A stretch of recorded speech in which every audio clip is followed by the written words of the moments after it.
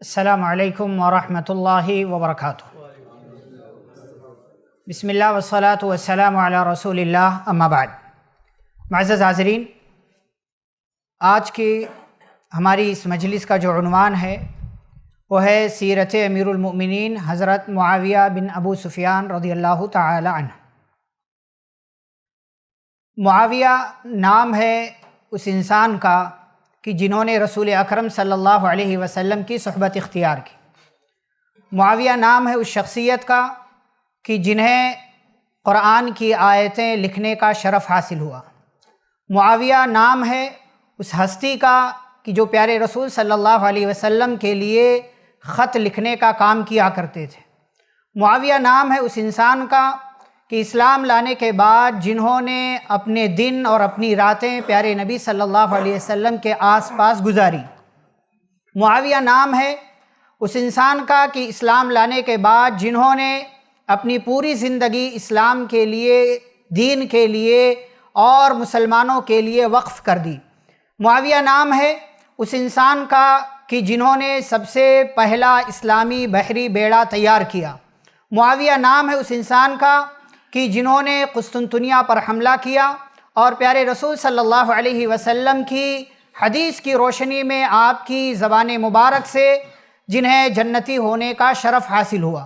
معاویہ نام ہے اس انسان کا کہ جنہوں نے اسلام کے لیے، مسلمانوں کے لیے بڑی قربانیاں دی ہیں۔ معاویہ نام ہے اس شخصیت کا کہ جنہوں نے اپنی زندگی کے بہترین ایام رومیوں کے خلاف جنگ کرتے ہوئے گزار دیا۔ معاویہ نام ہے اس انسان کا کہ جن سے پیارے رسول صلی اللہ علیہ وسلم راضی تھے، صحابہ راضی تھے، اہل بیت راضی تھے، جن سے حضرت حسن رضی اللہ تعالیٰ عنہ راضی تھے اور جن سے تمام کے تمام صحابہ راضی تھے۔ آج انہی حضرت معاویہ بن ابو سفیان رضی اللہ تعالیٰ عنہ کے حوالے سے چند باتیں آپ کی خدمت میں پیش کرنا۔ حضرت معاویہ بن ابو سفیان رضی اللہ تعالیٰ عنہ، سب سے پہلے ان کا نام، ان کا خاندان جانتے ہیں۔ ان کا نام جیسا کہ آپ مشہور ہے، آپ جانتے ہیں، معاویہ ان کا نام ہے اور ان کی کنیت ہے ابو عبد الرحمن۔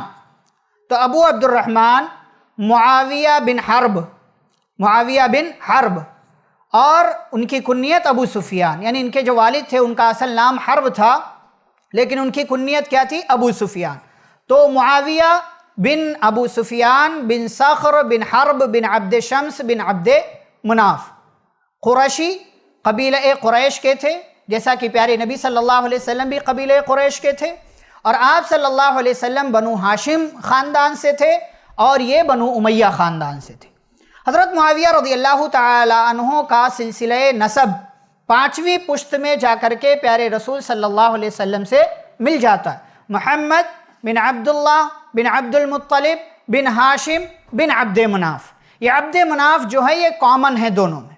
عبد مناف سے پھر دو الگ الگ اولاد ہوتی ہے اور دو الگ الگ خاندان بنتے، ایک خاندان بنو ہاشم اور ایک خاندان بنو امیہ۔ اور مکہ کے اندر پیارے رسول صلی اللہ علیہ وسلم کے خاندان کے بعد سب سے زیادہ معزز خاندان معاویہ رضی اللہ عنہ کا خاندان بنو امیہ سمجھا جاتا تھا، مانا جاتا تھا اور ان کی عزت تھی۔ حضرت معاویہ رضی اللہ تعالیٰ عنہ دکھنے میں کیسے تھے؟ تو بعض علماء نے ذکر کیا ہے کہ بڑے لحیم شہیم تھے، رنگ گورا تھا، آنکھیں موٹی اور ابرو کے بال وغیرہ گھنے تھے، گھنی داڑھی تھی، وضع قطع چال ڈھال میں بظاہر شان و شوکت تھا اور ہر اعتبار سے ایک قائد، ایک لیڈر، ایک رہنما۔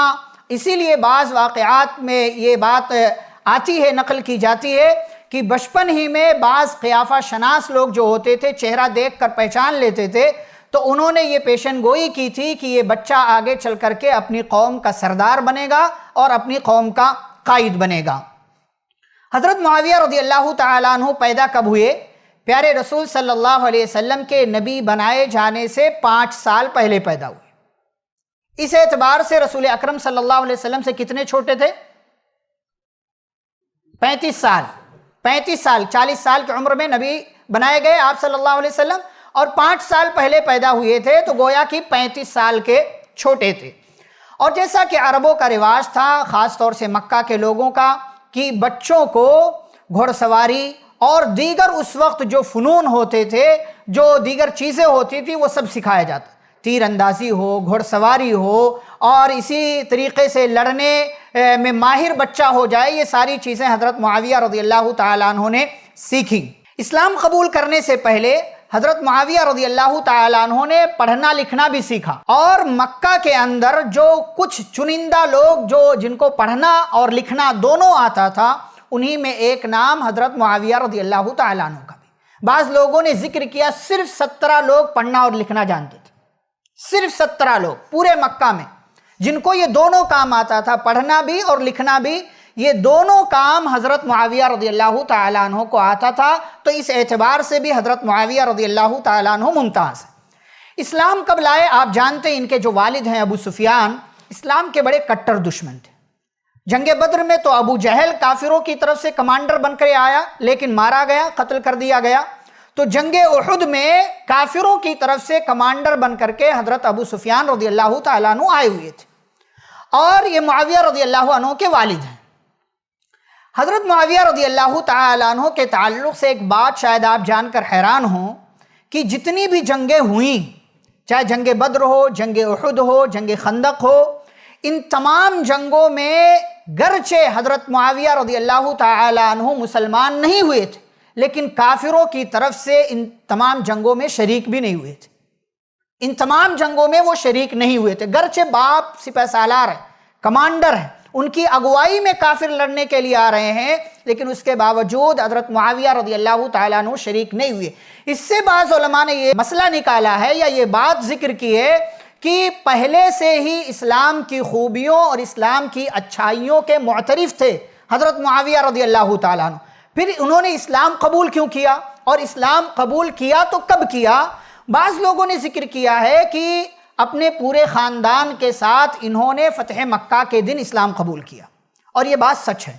یہ بات سچ ہے۔ ان کے والد ابو سفیان، ان کی ماں ہند بنت عتبہ، اور اسی طریقے سے یہ ان کی اور دیگر فیملی کے لوگ، ان کی بہن پہلے ہی مسلمان ہو چکی تھی۔ بہن کون ہے؟ کون ہے بہن؟ ام حبیبہ رضی اللہ تعالیٰ عنہ، ان کی بہن ہے، وہ پہلے ہی مسلمان ہو چکی تھی۔ پیارے نبی صلی اللہ علیہ وسلم سے ان کی شادی ہو چکی تھی۔ ان کا نکاح، پہلے ان کا نکاح عبید اللہ بن جہش سے ہوا تھا، عبید اللہ بن جہش سے ہوا تھا، جو پیارے نبی صلی اللہ علیہ وسلم کے پھوپھی زاد بھائی تھے۔ حضرت امیمہ رضی اللہ تعالیٰ عنہ کے بیٹے تھے، زینب بنت جہش کے بھائی تھے، جو پیارے نبی صلی اللہ علیہ وسلم کے ایک اور بیوی ہیں زینب بنت جہش، ان کے بھائی تھے عبید اللہ بن جہش۔ تو عبید اللہ بن جہش سے ان کی شادی ہوئی تھی ام حبیبہ کی، اور یہ لوگ ہجرت کر کے حبشہ گئے تھے۔ وہاں پر عبید اللہ بن جہش نے نصرانی مذہب قبول کر لیا، عیسائی ہو گئے، وہاں پر اسلام چھوڑ دیا، اور پھر اسی حال میں وہ مر بھی گئے، اسی حال میں انتقال ہوا۔ تو بعد میں پیارے نبی صلی اللہ علیہ وسلم نے حضرت ام حبیبہ رضی اللہ تعالیٰ عنہ سے نکاح کر لیا تھا، اور اسی عبید اللہ بن جہش سے ان کی ایک بیٹی تھی جن کا نام حبیبہ تھا، اسی کی طرف نسبت کرتے ہوئے ان کو ام حبیبہ کہا جاتا ہے، ورنہ ان کا اصل نام تھا رملہ بنت ابو سفیان، رملہ بنت ابو سفیان۔ تو یہ جو بہن تھی معاویہ رضی اللہ تعالیٰ عنہ کی، یہ پہلے ہی مسلمان ہو چکی تھی۔ حضرت امیر معاویہ رضی اللہ تعالیٰ عنہ نے اسلام بظاہر اس کا اعلان فتح مکہ کے دن کیا، لیکن یہ اسلام لا چکے تھے فتح مکہ سے تقریباً 1 سال پہلے ہی، لیکن اسلام کا اعلان نہیں کیا تھا۔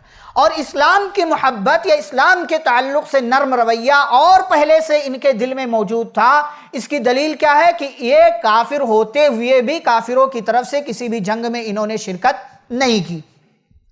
تو اسلام کے دامن میں فتح مکہ کے دن یہ آئے، لیکن اس سے بہت پہلے ہی انہوں نے اسلام قبول کر لیا تھا۔ قبول اسلام ظاہر نہ کرنے کی وجہ کیا ہے؟ اس کے پیچھے ریزن کیا ہے کہ انہوں نے اسلام ظاہر نہیں کیا؟ تو یہ خود کہتے ہیں حضرت معاویہ رضی اللہ تعالیٰ عنہ کہ میں عمرۃ القضاء سے پہلے ہی مسلمان ہو گیا تھا۔ عمرۃ القضاء کب ہوئی؟ صلح حدیبیہ کس سال ہوئی؟ صلح حدیبیہ سن 6 ہجری میں۔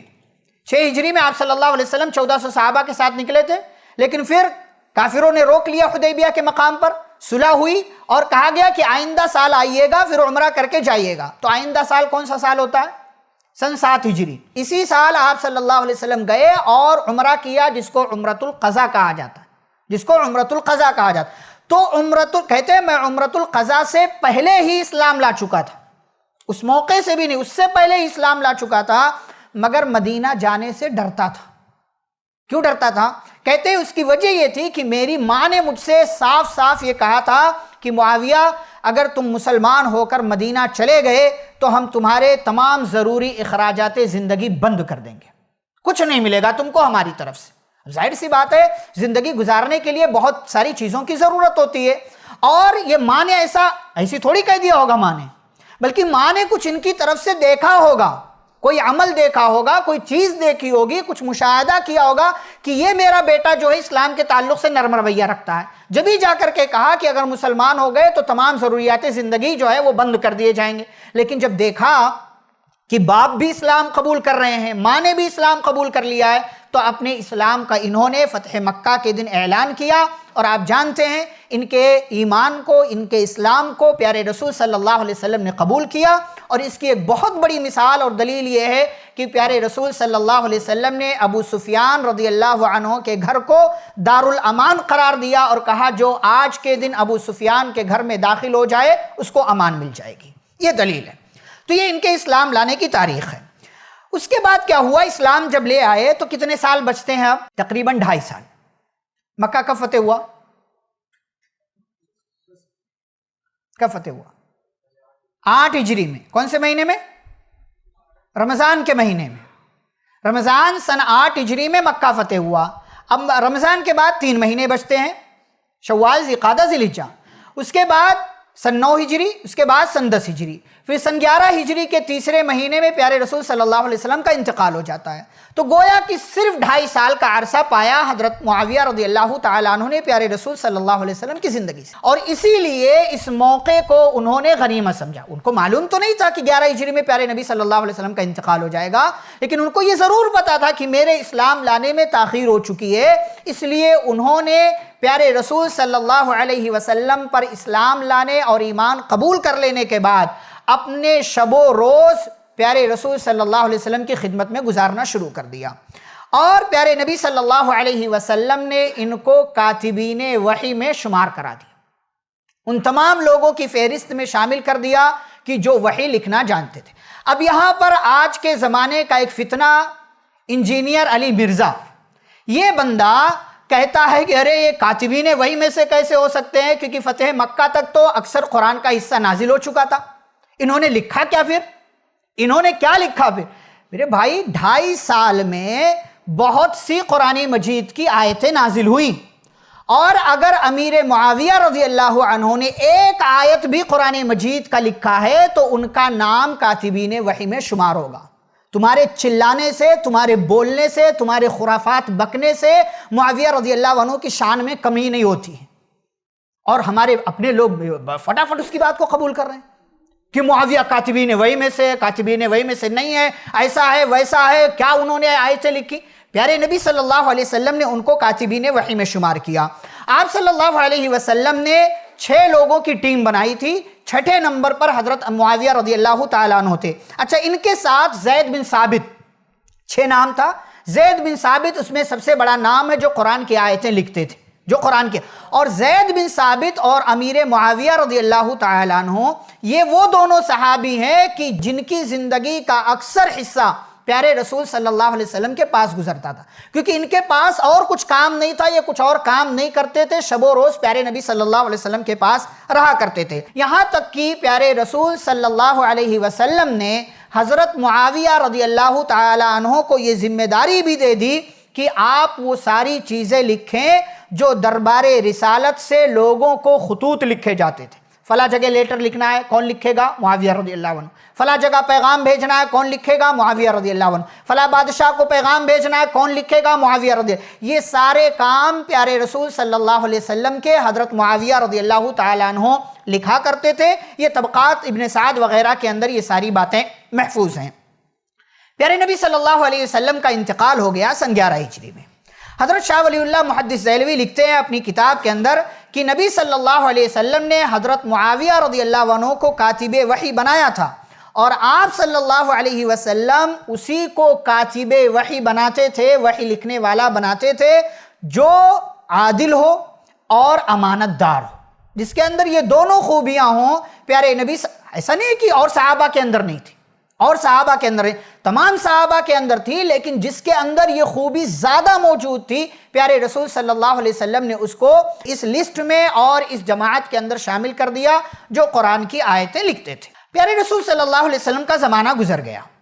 آپ کے زمانے کے بعد خلفائے راشدین کا دور شروع ہوا تو حضرت معاویہ رضی اللہ تعالیٰ عنہ نے اس دور میں کیا کارنامے انجام دیے وہ دیکھتے ہیں۔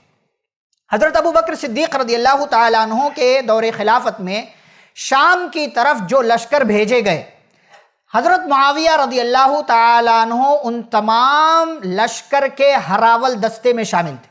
اب ہراول دستہ کس کو بولتے ہیں؟ جنگ لڑنے کے لیے جو فوج روانہ کی جاتی تھی اس میں سب سے آگے والا جو حصہ ہوتا ہے اس کو ہراول دستہ کہا جاتا ہے۔ سب سے آگے جو فوج یا فوج کا ٹکڑا حصہ ہوتا تھا اس کو ہراول دستہ کہا جاتا تھا۔ اور بعض لوگوں نے یہ بھی ذکر کیا ہے کہ نبوت کا دعویٰ کرنے والا مسیلمہ کذاب جو تھا اس کو حضرت معاویہ رضی اللہ تعالیٰ عنہ نے مارا تھا، لیکن یہ بات درست نہیں ہے، بلکہ اس کو کس نے مارا تھا؟ جس نے حضرت حمزہ رضی اللہ تعالیٰ عنہ کو مارا تھا۔ کیا نام ہے؟ وحشی بن حرب۔ حضرت وحشی بن حرب رضی اللہ تعالیٰ، وہ بھی مسلمان ہو گئے تھے۔ اسلام لانے سے پہلے مسلمانوں کے ایک بڑے بہادر اور مجاہد کو شہید کیا تھا، اور اسلام لانے کے بعد انہوں نے نبوت کا دعویٰ کرنے والے ایک کرمنل اور ایک مجرم کو قتل کیا۔ تو دونوں طرف انہوں نے اپنا جو ہے کارنامہ انجام دیا۔ اس کے بعد حضرت عمر رضی اللہ تعالیٰ عنہ کا دور شروع ہوا تو حضرت عمر رضی اللہ تعالیٰ عنہ کے دور خلافت میں شام کے گورنر کی حیثیت سے حضرت معاویہ رضی اللہ عنہ نے روم کی سرحدوں پر جہاد جاری رکھا اور کئی ایک شہر فتح کیے۔ آپ جانتے ہیں حضرت معاویہ رضی اللہ عنہ کے ایک اور بھائی تھے جن کا نام کیا تھا؟ یزید بن ابو سفیان۔ معاویہ رضی اللہ عنہ کے بیٹے کا نام بھی یزید ہے اور بھائی کا نام بھی یزید ہے۔ بڑے تھے ان سے، معاویہ رضی اللہ عنہ سے بڑے تھے یزید بن ابو سفیان۔ یزید بن ابو سفیان گورنر تھے شام میں حضرت عمر رضی اللہ تعالیٰ عنہ کی طرف سے۔ 18 ہجری میں شام کے اندر طاعون کی بیماری پھیلی، جس بیماری میں بہت سے صحابہ شہید ہو گئے۔ اسی میں ایک نام ہے حضرت ابو عبیدہ بن جراح رضی اللہ تعالیٰ عنہ کا، جو عشرہ مبشرہ میں جن کا نام ہے۔ اور اسی بیماری میں سن 19 ہجری میں حضرت یزید بن ابو سفیان رضی اللہ عنہ بھی شہید ہو گئے، جو معاویہ رضی اللہ عنہ کے بھائی۔ اب جب وہ شہید ہو گئے تو ان کی جگہ پر شام کا گورنر حضرت عمر رضی اللہ عنہ نے کس کو بنایا؟ حضرت معاویہ رضی اللہ تعالیٰ عنہ کو۔ اور یہیں سے حضرت معاویہ رضی اللہ تعالیٰ عنہ کی گورنری کا آغاز ہوتا ہے۔ حضرت معاویہ رضی اللہ عنہ کی زندگی کہ تقریباً 21-22 سال انہوں نے گورنر کی حیثیت سے گزارے۔ سن 19 ہجری میں گورنر بنے، 19، 20، 21، 22، 23، 24۔ عمر رضی اللہ عنہ کی زندگی کے 6 سال۔ اس کے بعد عثمان رضی اللہ تعالیٰ عنہ کا دور شروع ہوا تو تقریباً 12.25 سال۔ پھر علی رضی اللہ تعالیٰ عنہ کا دور شروع ہوا تقریباً 4.5 سال۔ اور اس کے بعد حضرت حسن رضی اللہ تعالیٰ عنہ کا دور شروع ہوا تو 6 مہینے۔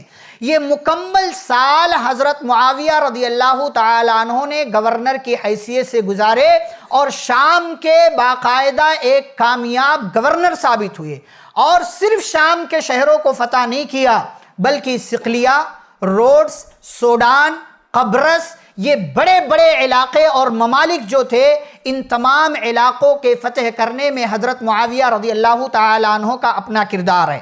اور ایک بہت بڑا کارنامہ جو حضرت معاویہ رضی اللہ تعالیٰ عنہ نے انجام دیا وہ ہے قبرص کے علاقے کی فتح۔ اور قبرص کا علاقہ فتح کرنے کے لیے ایک بحری بیڑے کی ضرورت تھی، ایک سمندری دستے کی، سمندری لشکر کی ضرورت تھی۔ عمر رضی اللہ تعالیٰ عنہ کے زمانے میں حضرت معاویہ رضی اللہ عنہ نے بڑی کوششیں کی کہ کہیں سے امیر المومنین اجازت دے دیں میں بحری لشکر تیار کروں شام کا گورنر ہونے کی حیثیت سے اور جا کر کے قبرص کا علاقہ فتح کروں۔ لیکن حضرت عمر رضی اللہ عنہ نے اندیشے اور بعض شبہات اور خطرات کی وجہ سے اجازت نہیں دی کہ ہمارے لوگ سمندر میں جا کر کے لڑائی کرنے کے ماہر نہیں ہے، بہت سارا نقصان ہو سکتا ہے۔ لیکن عمر رضی اللہ عنہ شہید ہو گئے، ان کی خلافت ختم ہوئی، عثمان رضی اللہ عنہ کا دور شروع ہوا۔ معاویہ رضی اللہ عنہ خلیفہ کے پاس پہنچے اور ان سے درخواست کی، اصرار کیا کہ مجھے اجازت دیجئے کہ بحری بیڑا میں تیار کروں۔ چنانچہ 27 ہجری میں حضرت معاویہ رضی اللہ تعالیٰ عنہ کو اجازت مل گئی کہ آپ بحری بیڑا تیار کیجئے اور جا کر کے ان علاقوں کو فتح کیجئے۔ حضرت معاویہ رضی اللہ تعالیٰ عنہ اسلامی تاریخ کے وہ پہلے انسان ہیں جنہوں نے بحری بیڑا، بحری لشکر تیار کیا اور اس لشکر کے ساتھ گئے اور سن 28 ہجری میں قبرص کا وہ علاقہ فتح ہوا، اور پھر وہاں سے قبرص کے فتح ہونے کے بعد اس طرف کے جتنے علاقے تھے اسپین، اندلس وغیرہ کے، پھر سوڈان ملک کے، وہ تمام علاقے فتح کرنے کے لیے قبرص کو فتح کرنے کے بعد دروازہ کھل گیا، اور اس میں سب سے بڑا کارنامہ حضرت معاویہ رضی اللہ تعالیٰ عنہ نے انجام دیا۔ حضرت معاویہ رضی اللہ تعالیٰ عنہ کے حوالے سے چند ایک اور باتیں، کون کون سے عہدے پر رہے، کون کون سے منصب پر رہے، اور کیا کیا انہوں نے کیا۔ معاویہ رضی اللہ تعالیٰ عنہ جیسا کہ میں نے کہا سن 18 ہجری کے اخیر سے اور 19 ہجری کے شروعات سے لے کر کے سن 41 ہجری تک تقریباً 22 سال گورنری کے منصب پر فائز رہے۔ اور آپ جانتے گورنر کس نے بنایا ان کو؟ عمر رضی اللہ عنہ۔ اور عمر رضی اللہ تعالیٰ عنہ کسی کو ایسے گورنر نہیں بنا دیا کرتے تھے، کسی کو ایسے ہی کسی ذمہ داری پر نہیں۔ آپ جانتے، میں بتاؤں آپ کو، حذیفہ بن یمان کا نام آپ نے سنا؟ کون ہے؟ رازدار رسول ہیں۔ رسول اکرم صلی اللہ علیہ وسلم راز کی باتیں ان کو بتاتے تھے، صحابی۔ اور سارے منافقین جتنے مدینہ میں تھے سب منافقوں کے نام آپ نے بتائے تھے حذیفہ بن یمان رضی اللہ عنہ کہ حذیفہ یہ فلاں فلاں فلاں لوگ منافق ہیں۔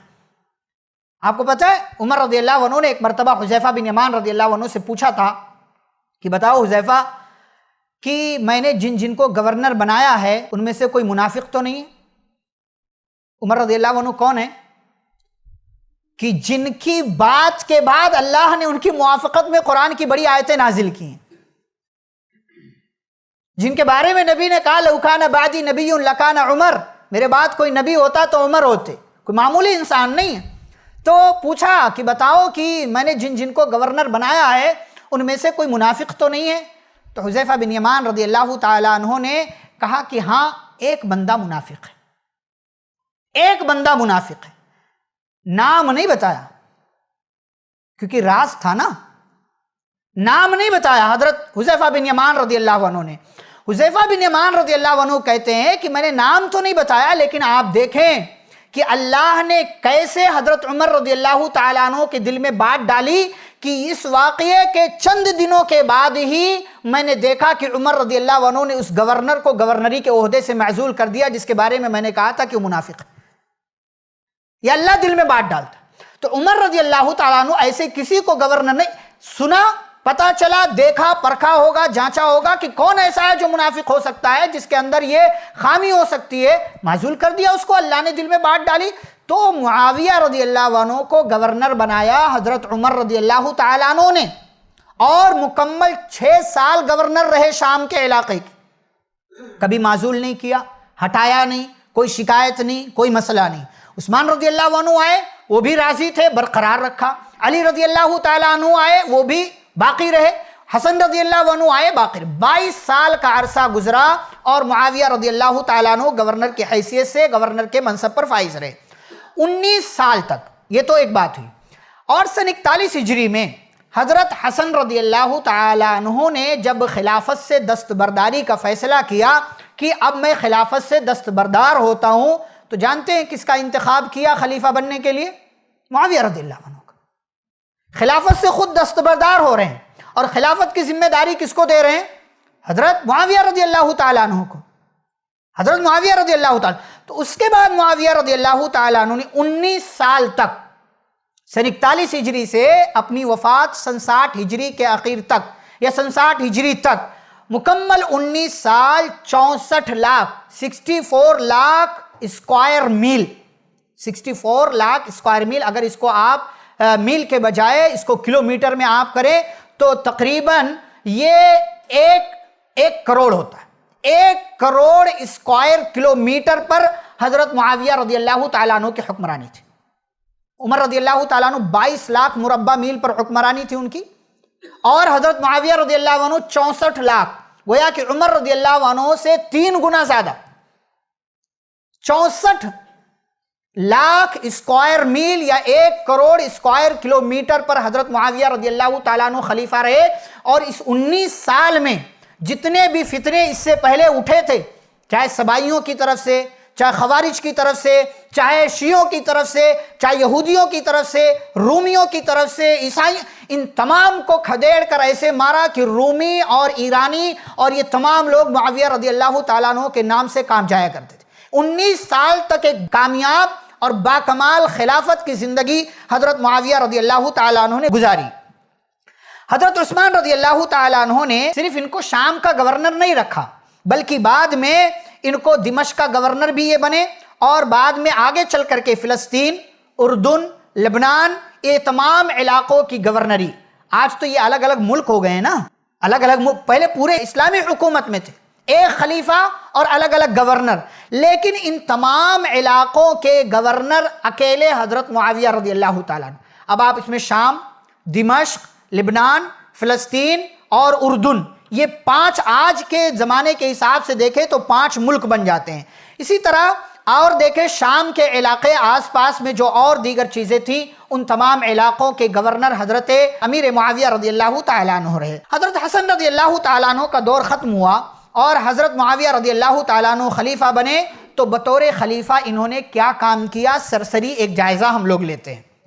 سب سے پہلے حضرت معاویہ رضی اللہ تعالیٰ عنہ کے زمانے میں، دور خلافت میں، فتوحات کا سلسلہ جو رک گیا تھا پہلے، بیچ میں چونکہ مسلمان جو ہے خانہ جنگی کے شکار ہو گئے سبائیوں کی سازش کی وجہ سے، دونوں طرف جو ہے سبائی تھے، دونوں طرف جو ہے کچھ فسادی تھے جو یہودیوں کے پروردہ تھے اور یہودیوں کے تربیت یافتہ تھے، کچھ لوگ علی رضی اللہ عنہ کے لشکر میں، کچھ لوگ معاویہ رضی اللہ تعالیٰ عنہ کے لشکر میں، اور ایسا اس معاملے کو بنا کر کے تاریخ لکھنے والوں نے پیش کیا ہے، خاص طور سے شیعوں نے، کہ معاویہ رضی اللہ تعالیٰ عنہ کی کردار کشی کر دی ہے، ان کی زندگی کی تمام اچھی باتیں ختم کر کے گویا کہ ان کی زندگی میں صرف صفین کا واقعہ پیش آیا کہ انہوں نے علی رضی اللہ تعالیٰ عنہ سے جنگ لڑی، حالانکہ یہ ہمارے لیے بحث کا موضوع ہی نہیں۔ آج بولنے والا دیکھو، اسٹیج پر چلے جاؤ سنو تو بیان ایسے کرتا ہے کہ ایسا لگتا ہے کہ اس نے لائیو دیکھا ہے، لائیو ٹیلی کاسٹ ہو رہا تھا، اس نے دیکھا اور یہ سارا منظر بیان کرتا ہے۔ معاویہ رضی اللہ تعالیٰ عنہ کی زندگی میں صرف صفین نہیں ہے، اور یہ جو جنگ ہوئی نا، یہ جو جنگ ہوئی مسلمانوں کے آپسی میں خانہ جنگی کے جو شکار ہوئے، یہ دونوں طرف یہودیوں کے پروردہ، یہودیوں کی تربیت یافتہ سبائی لوگ، عبداللہ بن سبا کی سازشوں کی وجہ سے یہ دونوں طرف جو ہے جنگیں ہوئیں اور مسلمانوں کو اس کا بھاری نقصان اٹھانا پڑا۔ جہاد کا سلسلہ جو چل رہا تھا وہ رک گیا، فتوحات کا سلسلہ جو چل رہا تھا وہ رک گیا، لیکن جب حالات یہ سارے ختم ہوئے، معاویہ رضی اللہ تعالیٰ عنہ خلیفہ بنے، تو فتوحات کا سلسلہ جو رکا ہوا تھا یہ پھر سے ایک بار نہایت برق رفتاری اور تیز رفتاری کے ساتھ یہ سلسلہ جاری ہوا۔ چنانچہ قندھار، قیقان، مکران، سیسان، سمرقند، ترمذ، شمالی افریقہ اور جزیرے روڈس، جزیرے اروڈ، کابل، صقلیہ جسے سسلی کہا جاتا ہے، یہ تمام علاقے سمیت ایسٹ، ویسٹ، ساؤتھ، نارتھ، یہ تمام علاقے تقریباً 22 لاکھ مربع میل سے زائد علاقہ اسلام کے قبضے میں آیا۔ کس کے دور خلافت میں؟ صرف حضرت معاویہ رضی اللہ تعالیٰ عنہ کے خلافت میں۔ یہ سارے علاقے جو میں نے نام لیے نا، یہ پہلے فتح نہیں ہوئے تھے۔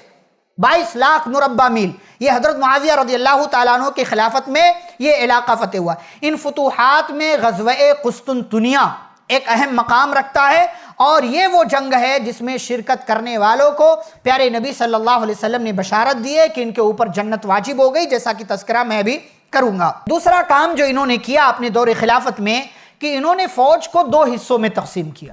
پہلے کیا ہوتا تھا، جو خلیفہ ہوتا تھا وہ شام میں کچھ لوگوں کو ایک لشکر کو بھیج دیا، ایک لشکر ایران میں، ایک لشکر جو ہے مصر میں، ایک لشکر کسی اور علاقے کی طرف۔ حضرت معاویہ رضی اللہ تعالیٰ عنہ نے اپنی فوج کو 2 حصوں میں تقسیم کیا۔ ایک حصہ وہ جو گرمی کے موسم میں لڑائی کرتا تھا، اور ایک حصہ وہ جو سردی کے موسم میں لڑائی کرتا تھا۔ یہ 2 الگ الگ انہوں نے بانٹ دیے، اور ایسے ہی حضرت معاویہ رضی اللہ عنہ نے فوجیوں کا، سپاہیوں کا وظیفہ جو پہلے مل رہا تھا اس کو 2 گنا کر دیا۔ پہلے 1000 درہم تھا، اس کو 2000 کر دیا، اور ان فوجیوں کے بچوں کے لیے، گھر والوں کے لیے بھی وظیفے مقرر کیے، اور ان کے گھر والوں کا مکمل خیال رکھا۔ یہ جو ہے ذاکر کوئی اپنی مجلس میں یہ ساری باتیں بیان نہیں کرے گا، یہ کوئی نہیں بیان کرے گا۔ ان کو حضرت معاویہ رضی اللہ تعالیٰ عنہ سے اتنا بیر ہے کیونکہ انہوں نے ہی نا شیعوں کو مارا ہے۔ جب خلافت آئی تو دوڑا دوڑا کر کے انہوں نے ہی مارا، تو اس انسان سے یہ خوش کیسے ہو سکتے ہیں کہ جنہوں نے ان کے اپنے باپ دادا کا قتل کیا، مارا ان کے باپ دادا کو؟ وہ کیسے خوش ہو سکتے ہیں معاویہ رضی اللہ تعالیٰ عنہ سے؟ تو بہرحال حضرت معاویہ رضی اللہ عنہ نے تمام سپاہیوں کے گھر والوں کا بھی خیال رکھا اور ان کے لیے وظیفے مقرر کیے۔ تیسرا کارنامہ، مردم شماری کے لیے باقاعدہ ایک محکمہ، ایک تنظیم قائم کیا۔ مردم شماری سمجھتے ہیں نا، جن گڑنا، پبلک یعنی پاپولیشن کتنی ہو گئی، آبادی کتنی ہو گئی، یہ دیکھا جائے گا، تو اس کے لیے باقاعدہ ایک محکمہ قائم کیا۔ نمبر 4، خانہ کعبہ کی خدمت کے لیے مستقل ملازم رکھے اور خانہ کعبہ پر ریشم کا خوبصورت غلاف چڑھایا انہوں نے، حضرت معاویہ رضی اللہ تعالیٰ عنہ نے۔ ایسے ہی آپ دیکھیں تمام جتنی پرانی مسجدیں تھیں جو اس وقت موجود تھیں، ان تمام پرانی مسجدوں کی نئے سرے سے تعمیر، مرمت، اس کی توسیع، اس کی تجدید اور تمام طرح کی جو بھی مسجد کی ضروریات تھی، وہ تمام ضروریات حضرت معاویہ رضی اللہ تعالیٰ عنہ نے جو ہے فراہم کیا۔ ایک اور کارنامہ، حضرت معاویہ رضی اللہ عنہ نے سب سے پہلا اقامتی ہاسپٹل دمشق میں قائم کیا۔ اقامتی ہاسپٹل سمجھتے ہیں؟ ایک تو ہاسپٹل وہ ہوتا ہے کہ جیسے جس کو کلینک ہم بولتے ہیں کہ وہاں ڈاکٹر ایڈمٹ نہیں کرتا آپ کو، اور ایک ہاسپٹل وہ ہوتا ہے جہاں ایڈمٹ کیا جاتا ہے، جہاں باقاعدہ آئی سی یو ہوتا ہے اور اس کے اوپر جو بھی وارڈ ہوتے ہیں وہ ساری چیزیں ہوتی ہیں۔ تو سب سے پہلا اقامتی ہاسپٹل حضرت معاویہ رضی اللہ عنہ نے دمشق میں قائم کیا۔ ایک اور کارنامہ، نہروں کے نظام کے ذریعے، نہروں کا نظام قائم کیا انہوں نے، اور نہروں کے نظام کے ذریعے سینکڑوں مربع میل زمین کو آباد کیا۔ یعنی جو ہے نہر قائم کی، پہلے لوگ کیا ہوتا تھا دور، آج بھی آپ دیکھیں نا عرب کا جو علاقہ ہے مکہ کا، جہاں حج کے ارکان اور واجبات انجام دیے جاتے ہیں، پہلے وہاں پر پانی کا انتظام نہیں تھا، اس لیے لوگ پیاسے کبھی کبھار مر جایا کرتے تھے۔ تو بعد میں وہ نہر کھدوائی جس کو نہر زبیدہ کہا جاتا ہے، جو طائف سے لے کر کے مکہ تک تقریباً 110 کلومیٹر، آج بھی اس نہر کے آثار موجود، اس میں پانی نہیں ہے اب لیکن اس کے آثار آج بھی موجود ہیں۔ نہر زبیدہ کے نام سے آپ جائیں گے دیکھیں گے تو عرفات کا جو میدان ہے اس کے رائٹ میں آپ کو پہاڑ والے حصے میں آپ کو مل جائے گا، وہاں سے پورا وہ سلسلہ چلا، عرفات، منی، مزدلفہ سب پورا گزرتے ہوئے پورا مکہ جو ہے اس کو آباد کرتے ہوئے، اس کو جو ہے پانی سپلائی کرتے ہوئے پھر وہ جو ہے طائف کی طرف چلا جاتا ہے۔ تو یہ جو ہے نہر زبیدہ وہ تیار کیا گیا تھا، لیکن امیر معاویہ رضی اللہ عنہ نے اسی طریقے کا کام کیا کہ نہروں کا سسٹم جاری کیا اور نہروں کے آس پاس ہی نئی نئی آبادیاں حضرت معاویہ رضی اللہ تعالیٰ عنہ نے قائم کی، اور اس کا ایک فائدہ کیا ہوا جانتے ہیں؟ زراعت کو، کھیتی باڑی کو خوب ترقی ملی اور لوگوں نے کھیتی باڑی بھی کرنا شروع کیا۔ ایسے ہی ایک اور کارنامہ کہ انہوں نے نئے شہر آباد کیے۔ پہلے کیا تھا، بڑے بڑے شہر تھے، مشہور شہر تھے، لیکن بیچ میں انہوں نے کیا کیے، نئے شہر آباد کیے۔ اور ایسے ہی ڈاک کے نظام کو بہتر بنایا۔ پہلے بھی ڈاک کا پوسٹ کا نظام تھا، لیکن اس ڈاک کے نظام کو بہتر بنایا، اس میں جو ضروری اصلاحات تھیں وہ سارے کام حضرت معاویہ رضی اللہ تعالیٰ عنہ نے کیا، اور باقاعدہ اس کے لیے ملازم رکھے۔ جیسے آج پوسٹ مین ہوتا ہے نا، آپ کے یہاں کوئی پوسٹ آتا ہے وہ لا کر کے آپ کو دیتا ہے، یہ سارا کام حضرت معاویہ رضی اللہ تعالیٰ عنہ نے کیا۔ ایسے ہی پہلے کیا ہوتا تھا کہ جو ہے کہیں سے کوئی آرڈر آیا، کسی بادشاہ کی طرف سے کوئی لیٹر آیا، کوئی خط آیا، کوئی پیغام آیا یا ادھر سے آیا، تو اس پہ مہر نہیں لگتا تھا، اس پہ باقاعدہ اس طریقے کا مہر نہیں لگتا تھا جس طریقے کا آج لگتا ہے۔ تو ان احکام پر مہر لگانے اور اس کی ایک کاپی دفتر میں، یعنی جو اسلامی حکومت کا جو دفتر ہے اس دفتر میں محفوظ رکھنے کا طریقہ ایجاد کیا حضرت معاویہ رضی اللہ۔ پہلے کیا ہوتا تھا، ایک خط لکھا گیا، لے جاؤ پہنچا دو، اس کی کوئی کاپی ہمارے پاس نہیں، جیسے آج ہم زیروکس کر لیتے ہیں یا پرنٹ لے لیتے ہیں۔ پہلے یہ نہیں تھا، پہلے خط لکھا گیا، چلو بادشاہ ایران پہنچا دو، روم پہنچا دو، لیکن اب اس کی ایک کاپی بھی رکھی جاتی تھی۔ یہ کام کیا حضرت معاویہ رضی اللہ تعالیٰ عنہ نے۔ ایسے ہی حضرت معاویہ رضی اللہ تعالیٰ عنہ نے قانون کی طرح، جیسے قانون کے نظام کو بہتر کیا، ایسے قانون کی طرح طب کو اور علم الجراحت کی تعلیم کا انتظام بھی انہوں نے کیا۔ علم الجراحت، آپریشن وغیرہ، یہ سارے نظام انہوں نے بہتر کیے۔ ایسے ہی بیت المال سے تجارتی قرضے کا انہوں نے نظام جاری کیا کہ کوئی اگر تجارت کرنا چاہتا ہے تو آ کر کے یہاں سے قرضہ لے لے، اور پھر وہ جو ہے بغیر سود والا، کیونکہ اسلام کو سود پسند نہیں، تو بغیر سود والا وہ آ کر کے قرضہ لے اور بعد میں وہ لوٹا دے گا۔ تو تجارت کے نظام کو اس طریقے سے انہوں نے بہتر بنایا اور بیت المال سے قرضہ دینا شروع کیا۔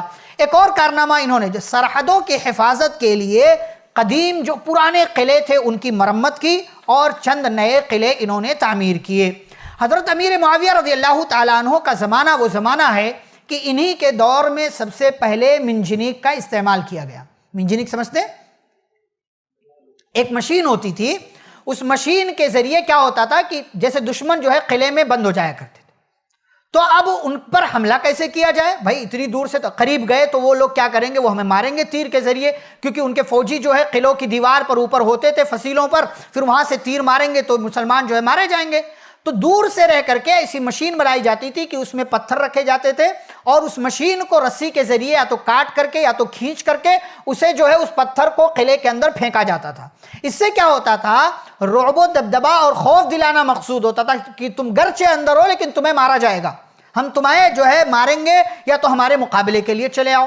اور اس کا ایک فائدہ یہ ہوتا تھا کہ دشمن کے پاس اگر کھانے پینے کی چیز کم ہوتی تھی تو زیادہ سے زیادہ 1 مہینہ 2 مہینہ وہ قلعے کے اندر رہے گا، اس کے بعد باہر آ جائے گا، باہر نکلے گا تو مارا جائے گا۔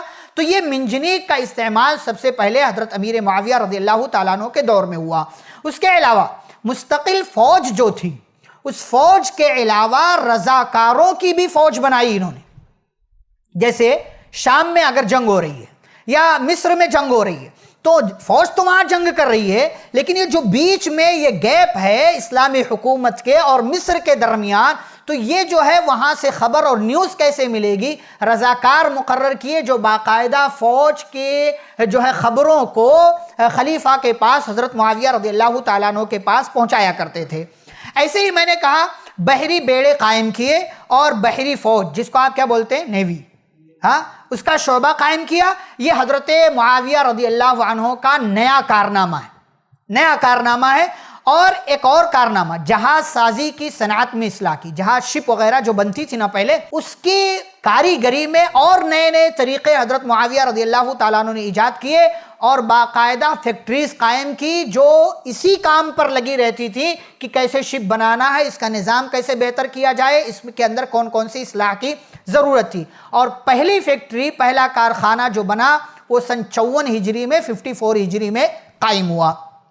حضرت معاویہ رضی اللہ تعالیٰ عنہ نے قلعے بنائے، فوجی چھاونیاں قائم کی کہ جہاں آ کر کے فوج جو ہے رہ سکتی ہے، آرام کر سکتی ہے جنگ سے فارغ ہونے کے بعد، اور اس شعبے کا نام دارالضرب رکھا۔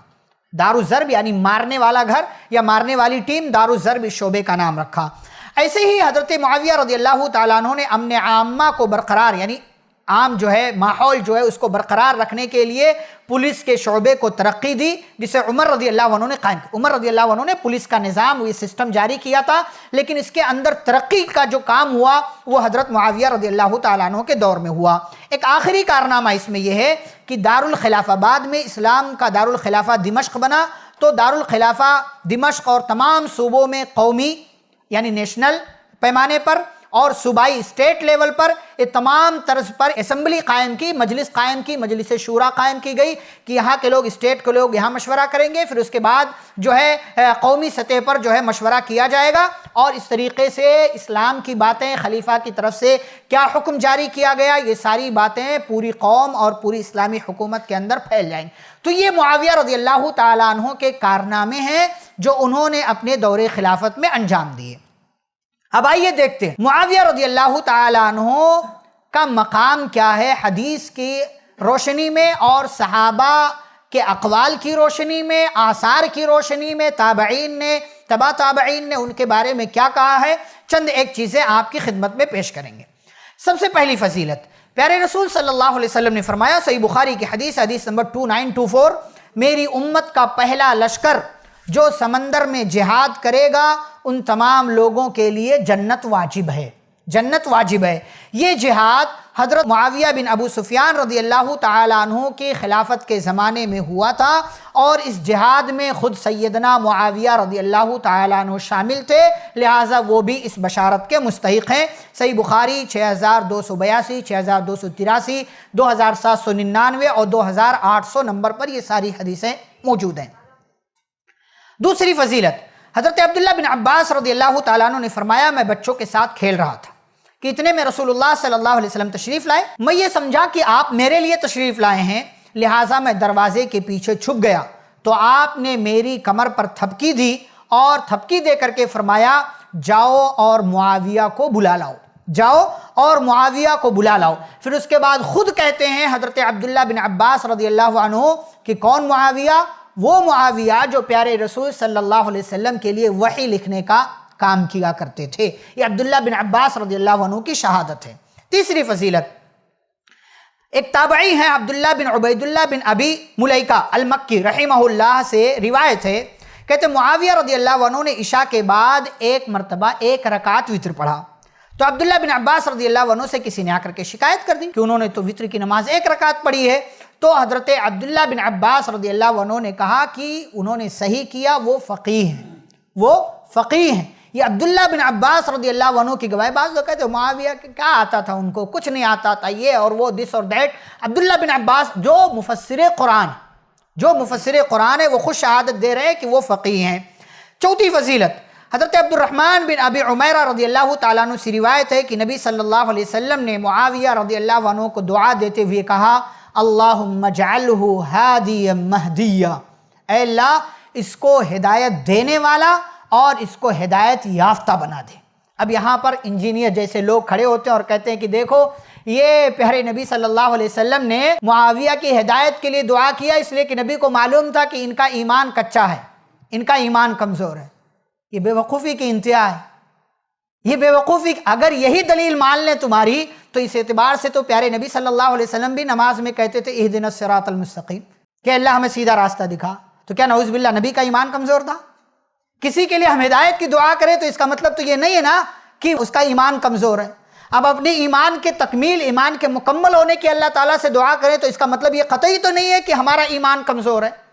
تو اس جیسے لوگ کھڑے ہوتے اور اس طرح کی باتیں کرتے، اور جو ہے عام لوگ جن کے پاس علم نہیں ہوتا وہ اس طرح کی باتوں کو ہاں صحیح بولے کہ نبی نے تو ہدایت کی دعا کی ہے نا کہ اللہ تو معاویہ کو ہدایت والا بنا دے۔ تو نبی کی بات تو صحیح ہے، یہ انجینئر کی بات بھی صحیح ہے کہ معاویہ کا ایمان ضرور کمزور۔ اچھا یہاں پر کچھ لوگ آ کر کے ایک اور بات کہتے ہیں کہ پیارے نبی صلی اللہ علیہ وسلم نے معاویہ کو جو وحی لکھنے پر مامور کیا تھا، ذمہ داری دی تھی نا، یہ خود سے نہیں دی تھی، ابو سفیان کی گزارش پر، سفارش پر کہی تھی۔ ابو سفیان نے آ کر کے کہہ دیا رضی اللہ عنہ، اور پیارے نبی صلی اللہ علیہ وسلم نے ان کو کاتبین وحی میں سے بنا دیا۔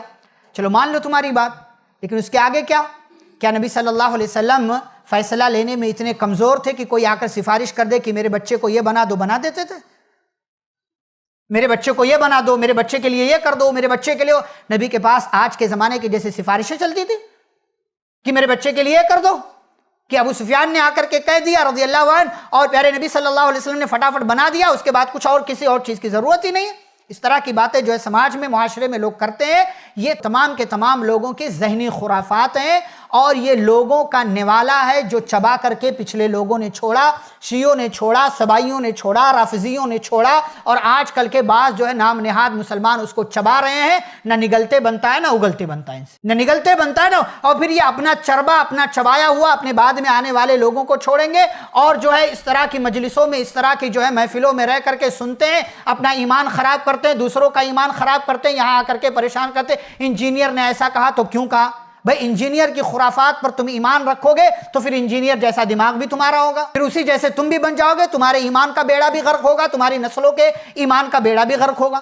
معاویہ رضی اللہ عنہ کے ایمان پر شک کیا جاتا، ان کے ایمان پر شک کیا جاتا، اہل بیت گواہی دے رہے ہیں، خلفائے راشدین گواہی دے رہے ہیں، جنتی لوگ گواہی دے رہے ہیں، اس امت کے سب سے بہترین انسان حضرت ابوبکر صدیق رضی اللہ تعالیٰ عنہ گواہی دے رہے، عمر رضی اللہ عنہ گواہی دے رہے، گورنر بنا رہے ہیں، اور آج کے 14 سال بعد آنے والا مسلمان معاویہ رضی اللہ عنہ کی شان میں گستاخی کرتے ہوئے ان کے ایمان پر انگلیاں اٹھاتا ہے۔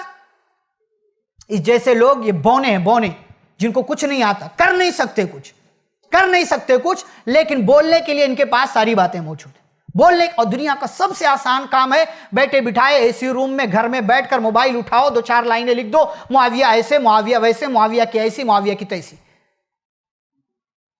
صحابہ کے بعد آنے والے تمام لوگ مل کر، چاہے تابعین ہو، تبع تابعین ہو، محدثین ہو، سلف صالحین ہو، اولیاء اللہ ہو، تمام نیک انسان اگر ایک نمبر کے بھی متقی بن جائیں، یہ تمام مل کر کے بھی معاویہ کے مقام تک نہیں پہنچ سکتے رضی اللہ عنہ۔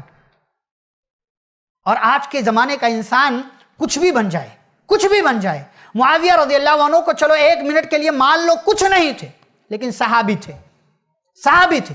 آج کے زمانے کا انسان جو کچھ بھی بن جائے صحابی نہیں بن سکتا، صحابی نہیں بن سکتا۔ مالدار بن جاؤ، انجینئر بن جاؤ، ڈاکٹر بن جاؤ، عالم بن جاؤ، علامہ بن جاؤ، ولی اللہ بن جاؤ، ایک نمبر کے متقی بن جاؤ، کوئی گناہ تم سے نہ ہو، سب کچھ بن سکتے ہو۔ ہواؤں میں اڑو، خلاؤں میں چلو، فضاؤں میں سانسیں لو، ہر جگہ چاند پر پہنچ جاؤ، سب کچھ بن جاؤ، لیکن صحابی نہیں بن سکتے۔ تو صحابی نہیں بن سکتے، اس لیے کہ وہ آنکھیں کہاں سے لاؤ گے جنہوں نے پیارے نبی صلی اللہ علیہ وسلم کا دیدار کیا؟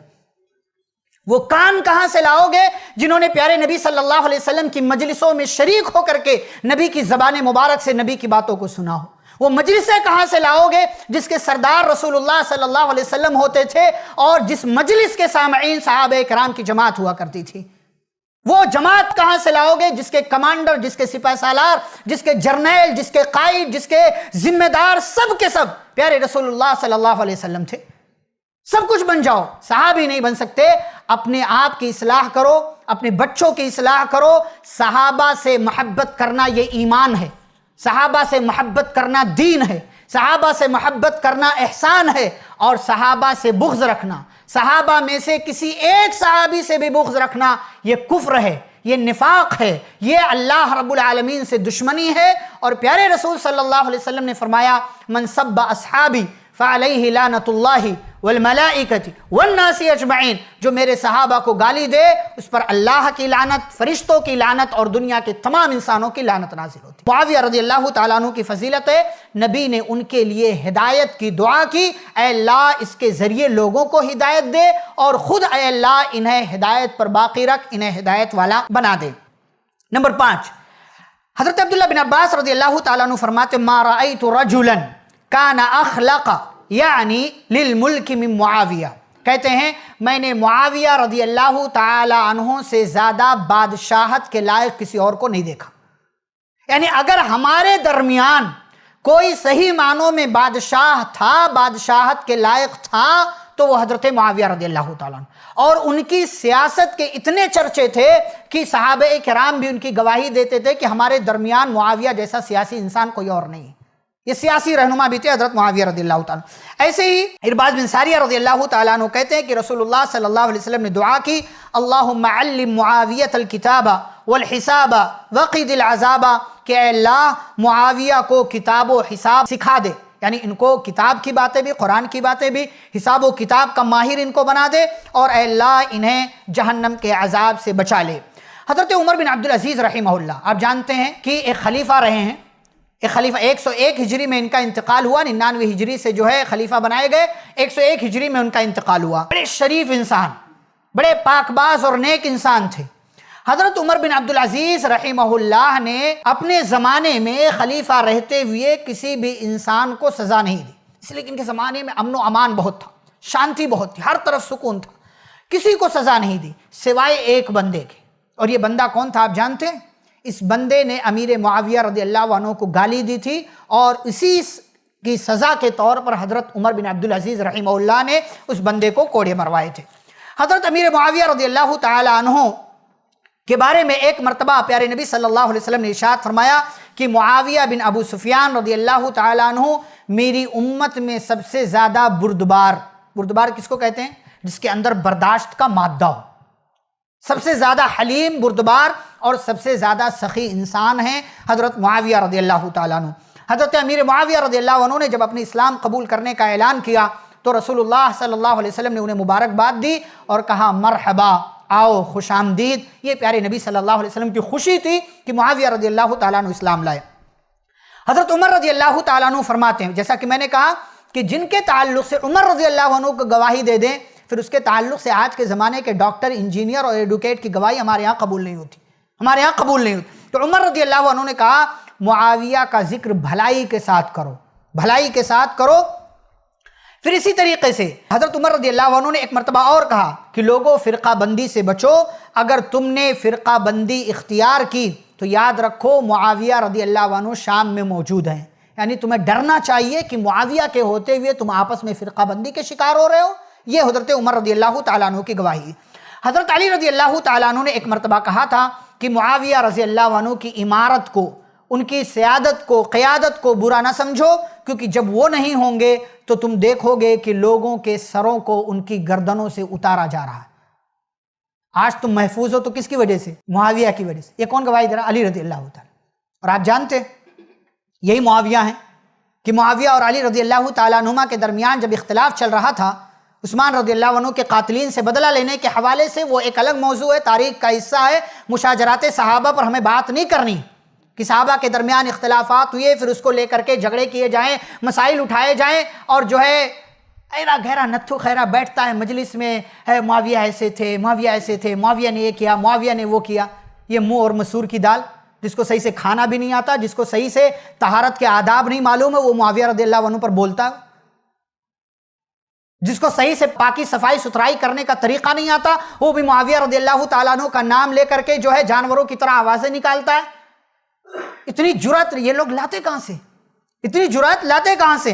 تو یہی معاویہ رضی اللہ عنہ ہے۔ اختلاف چل رہا تھا، آپسی مسئلہ تھا ان کا، وہ جو بھی وجہ تھی اس کے پیچھے، لیکن روم کا بادشاہ فائدہ اٹھانے کے چکر میں جب آیا تو آپ جانتے ہیں کہ اس نے لیٹر لکھا کہ ہمارے پاس چلے آؤ، ہم تمہیں سردار بنا لیں گے، ہمارے ساتھ رہنا، ہماری بہت بڑی بادشاہت ہے۔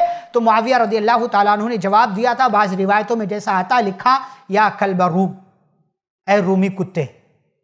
اس لفظ سے روم سپر پاور طاقت تھی، ایران سے بھی زیادہ سپر پاور ہو چکے تھے لوگ، روم سب سے بڑی طاقت تھی۔ اس کے بادشاہ کو سیدھے سیدھے ان الفاظ کے ساتھ مخاطب کرتے ہیں اور کہتے ہیں کہ تم نے کیا سمجھ رکھا ہے، میں تمہارے آفر کو قبول کر لوں گا۔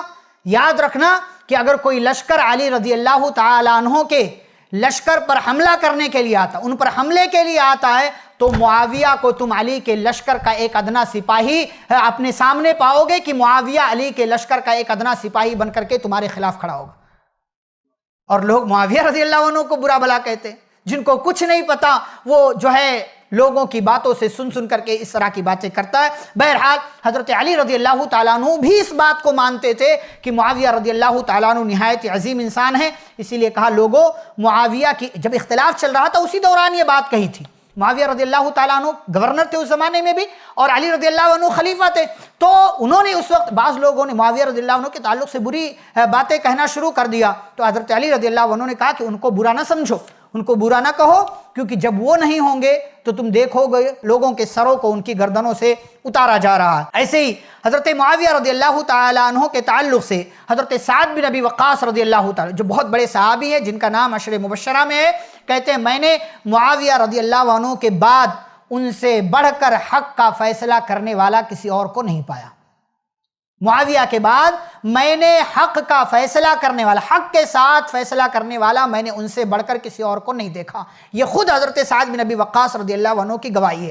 ایسے ہی قبیصہ بن جابر رضی اللہ عنہ کہتے ہیں کہ میں نے معاویہ سے بڑھ کر بردبار، سیادت یعنی سرداری کے لائق، باوقار اور نرم دل کسی اور کو نہیں پایا۔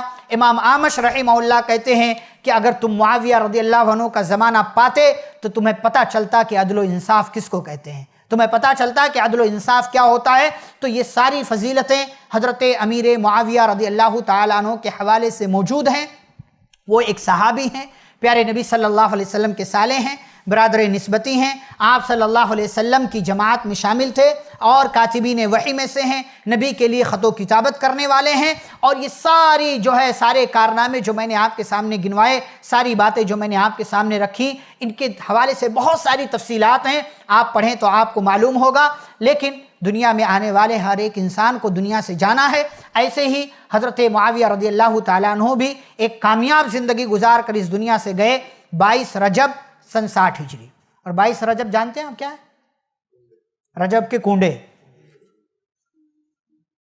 امام جعفر صادق کا واقعہ بیان کر کے ان کا نام لے کر کے چھری جو ہے حضرت معاویہ رضی اللہ تعالیٰ عنہ کی پیٹھ میں گھونپی جاتی ہے، اور معاویہ رضی اللہ عنہ کی وفات کے دن جشن مناتے ہیں شیعہ، اور وہی سارا لقمہ لے کر کے آج ہمارے نام نہاد بھائی بھی جو ہے اس طرح کی مجلسیں لگاتے ہیں، اپنے گھر میں پوڑیاں بناتے ہیں، حلوے بناتے ہیں، کھاتے ہیں اور دوسروں کو بھی بھیجتے ہیں تحفے تحائف کے طور پر۔ 22 رجب سن 60 ہجری کاتب وحی جلیل القدر صحابی حضرت معاویہ رضی اللہ تعالیٰ عنہ، جنہیں فاتح شام اور فاتح قبرص کے نام سے لقب سے یاد کیا جاتا ہے، 22 سال گورنر کی حیثیت سے اور 19 سال تک 64 لاکھ مربع میل پر حکمرانی کرنے والے حضرت امیر معاویہ رضی اللہ تعالیٰ عنہ تقریباً 78 سال کی عمر میں 22 رجب سن 60 ہجری کو وفات پا گئے۔ حضرت ضحاک بن قیس رضی اللہ تعالیٰ عنہ صحابی ہیں، انہوں نے حضرت معاویہ رضی اللہ تعالیٰ عنہ کی نماز جنازہ پڑھائی اور دمشق کے باب الصغیر نامی قبرستان میں ان کو دفن کیا گیا، کیونکہ اس وقت جو اسلامی حکومت اور جہاں سے حکومت چلتی تھی وہ دمشق تھا، اسی کو جو ہے راجدھانی بنائی گئی تھی، کیپٹل بنایا گیا تھا، اسلامی حکومت وہیں سے چلتی تھی، اور اسی دمشق کے ایک قبرستان میں حضرت معاویہ رضی اللہ تعالیٰ عنہ کو دفن کیا گیا۔ ایک آخری بات بتا کر انشاءاللہ بات ختم ہوگی۔ حضرت امیر معاویہ رضی اللہ تعالیٰ عنہ روزمرہ کے معمولات، یعنی جب خلیفہ بنے تو کرتے کیا تھے؟ مشہور مورخ مسعودی نے حضرت امیر معاویہ رضی اللہ تعالیٰ عنہ کے دن بھر کی تفصیلات کا نقشہ کھینچا۔ کہتے ہیں حضرت معاویہ رضی اللہ تعالیٰ عنہ فجر کی نماز ادا کر کے زیر سلطنت ممالک، یعنی آپ کی خلافت میں جتنے ملک تھے، جتنے علاقے تھے، وہاں سے جتنی رپورٹیں آتی تھی روزانہ ان کو فجر کے بعد سنتے تھے، فجر کی نماز پڑھانے کے بعد ان کو سنتے تھے۔ ان رپورٹوں کو سننے کے بعد قرآن مجید کی تلاوت کرتے تھے، تلاوت کے بعد گھر تشریف لے جاتے، اور وہاں گھر جانے کے بعد جتنے ضروری احکامات آرڈرز ہوتے تھے وہ وہاں سے جاری کرتے تھے۔ پھر نماز اشراق ادا کرتے تھے، چاشت کی نماز ادا کر کے باہر تشریف لاتے، اور جو حکومت کے خاص لوگ ہوتے تھے ان کو طلب کرتے تھے اور ان کے ساتھ پورے دن بھر کے ضروری معاملات سے متعلق مشورہ کرتے۔ اس کے بعد ناشتہ لایا جاتا، جو اکثر ناشتہ کیا ہوتا تھا؟ جو اکثر رات کے بچے ہوئے کھانے میں سے ہوتا تھا۔ یہ کس کی بات ہے؟ ایک خلیفہ کی، امیر المومنین کی بات، جس کی حکومت 64 لاکھ اسکوائر میل پر پھیلی ہوئی ہے، وہ رات کا بچا ہوا کھانا ناشتے میں کھا رہا ہے۔ اور ہمارے ہاں لوگ رات میں اتنا کھانا پھینک دیتے ہیں کہ 2-4 لوگوں کے لیے کافی ہو جائے۔ یہ خلیفہ کا حال ہے۔ تو اس کے بعد پھر ناشتے سے فارغ ہونے کے بعد کافی دیر تک مختلف موضوعات پر باتیں کرتے رہتے تھے، اور اس کے بعد گھر تشریف لے جاتے، تھوڑی دیر بعد باہر تشریف لاتے، اور مسجد میں ایک جگہ تھی مقصورہ جس کو بولا جاتا تھا، وہاں اسی جگہ سے اپنی کمر لگا کر، یعنی کہہ لیجئے ٹیک لگا کر کرسی پر بیٹھ جاتے۔ اس وقت میں عام مسلمان، یعنی یہ جو وقت ہوتا تھا، عام مسلمان جن میں کمزور لوگ، دیہاتی لوگ، بچے، عورتیں سب شامل ہوتے، یہ سب آپ کے پاس آتے اور اپنی ضرورتیں، تکلیفیں، اپنی مشکلات بیان کرتے، اور حضرت معاویہ رضی اللہ تعالیٰ عنہ ان سب کے ساتھ دلجوئی کرتے، ان کی ضرورتیں پوری کرتے، اور جہاں تک ممکن ہوتا ان کی تکلیفوں کو دور کرتے تھے۔ جب تمام لوگ اپنی حاجتیں بیان کر لیتے اور آپ یعنی حضرت معاویہ رضی اللہ عنہ کے متعلق احکام جاری کر دیتے اور کوئی بھی نہیں بچتا، تو حضرت امیر معاویہ رضی اللہ عنہ اندر تشریف لے جاتے، یعنی جو ان کا خاص حجرہ تھا وہاں تشریف لے جاتے، اور وہاں خاص لوگوں، معززین، جو اشراف قوم یعنی بڑے بڑے لوگ جو تھے ان کو وہاں بلاتے، اور حضرت معاویہ رضی اللہ تعالیٰ عنہ ان سے کہتے کہ آپ کو اشراف قوم اس لیے کہا جاتا ہے کہ آپ کو اس مجلس خصوصی میں حاضر ہونے کا شرف حاصل ہے، لہٰذا آپ کا جو فرض ہے جو لوگ یہاں حاضر نہیں ہیں ان کی ضرورتیں بیان کریں، یعنی جو جہاں جس چیز کی ضرورت ہے مجھ سے بالکل کھل کر کے بیان کر دو۔ چنانچہ یہ تمام لوگ ضرورتیں بیان کرتے اور حضرت معاویہ رضی اللہ عنہ ان کو پورا کرتے۔